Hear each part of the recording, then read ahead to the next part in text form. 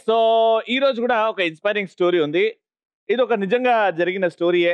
ఎక్కడో గాదు. మన హైదరాబాద్ పక్కనే వరంగల్‌లో ఒక మహిళ బీద కుటుంబంలో పుట్టింది.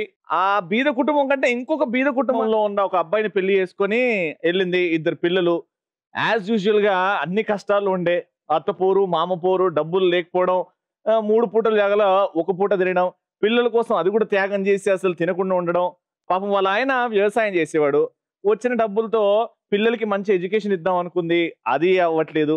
పాపం వాళ్ళకేమన్నా హెల్త్ బాగలేకపోతే కూడా దానికి డబ్బులు ఖర్చు పెట్టేంత స్తోమత కూడా లేదు. తనకి సడెన్‌గా ఒక రోజు వాళ్ళ ఫ్రెండ్ అంటే తెలిసిన వాళ్ళలో కోళ్ల వ్యాపారం గురించి ఎక్కడనో తెలుసుకుంది. అక్కడి నుంచి వచ్చి ఈవిడ కొంచెం చదువుకుంది కాబట్టి బుక్ తెరుచుకొని కోళ్ల వ్యాపారం, కోళ్ల గురించి తెలుసుకోవడం స్టార్ట్ చేసింది.